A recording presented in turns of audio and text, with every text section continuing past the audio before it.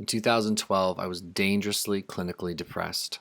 I'd been treatment resistant for well over a year, and I was barely holding on.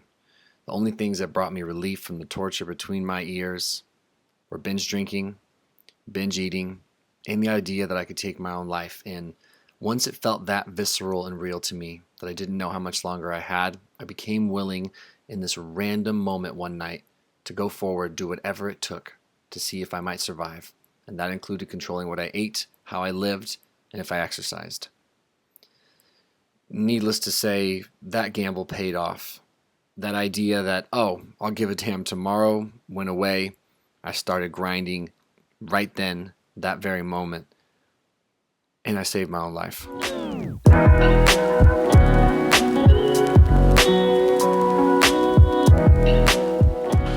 A mental error I have always made in my life is thinking that tomorrow I'll be willing to be different. That's never ever been the case for me. I never wake up the next day a different person. I don't know how that works for some people, but that's not how it ever worked for me. Oh, tomorrow I'll finally be disciplined. Tomorrow I'll start taking myself serious. Tomorrow I'll start having respect for myself. Tomorrow. And then tomorrow comes, and the problem is I'm still the same person as I was the day before. Complacency, man, I can't tell you how much of my life was dictated by complacency and fear of discomfort. So when I say that being clinically depressed saved my life, it's because it made me so uncomfortable, so uncomfortable, that it forced me to change or die. And that might sound dramatic, but it's not. It actually makes perfect sense if you've ever been depressed. And if you haven't, let me tell you, it's worse than you think. Prior to being clinically depressed, dangerously anxious, depersonalized, hospitalized, and all the fun stuff that happened when I had my mental breakdown, I didn't know darkness existed like this. I didn't know you could fantasize about killing yourself every day. I didn't know it could be so scary to get out of bed. I didn't know you could be so haunted. I just didn't know. And in that ignorance, I was able to be complacent, mediocre, and average my entire life. I had a lot of potential, and I'm not saying I was a bad person, but I was an ignorant person, for sure, and I was not living up to my personal potential. I really wasn't. I wasn't addressing real issues, and so alcohol, drugs, food, whatever, anything to keep me from dealing with real issues led to a breakdown back in 2011.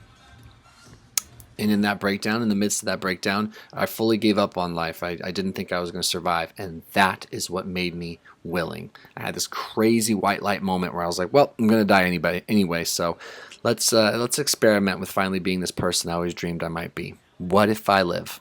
What if it changes everything? And I really didn't know if it would, but I definitely didn't know that I didn't have the amount of time I thought I had before to wait and find out. And so I committed to all the things I always dreamed I would, but this time my life was on the line because I was in so much pain. So much pain.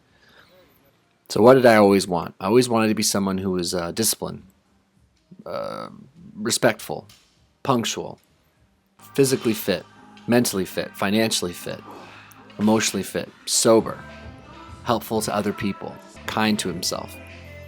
I wanted to love myself, and I hated myself, and I thought I was okay with that just being who I was, but I wasn't. So I committed to a physical practice, which for me was CrossFit. And remember, in my mind, my very life was on the line.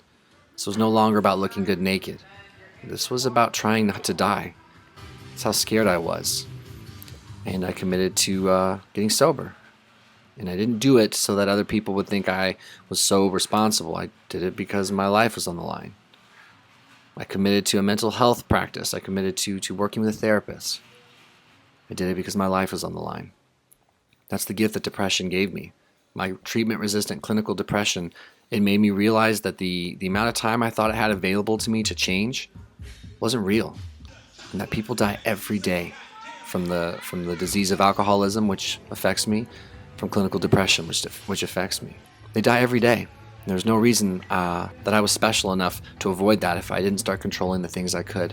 And it was just an experiment. I just wanted to see. Because what if?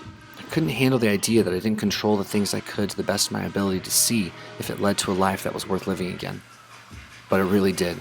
I'm a monster today, mentally, emotionally, physically, and I'm growing every single day. And that's why I'm thankful for my clinical depression, because it saved my life and it transformed me. And I don't know that I would have been able to transform without it. You can choose your bottom, you can put down the shovel, but if you can't, and you're at that low point like I once was, you can decide right now that you're going to fight for your own life just in case it gets better, like mine did. I'm rooting for you, trust me. And the process isn't over. It's ever continuing. One day, 1 hour, 1 minute at a time, we can get through what we are going through, and we can do it together.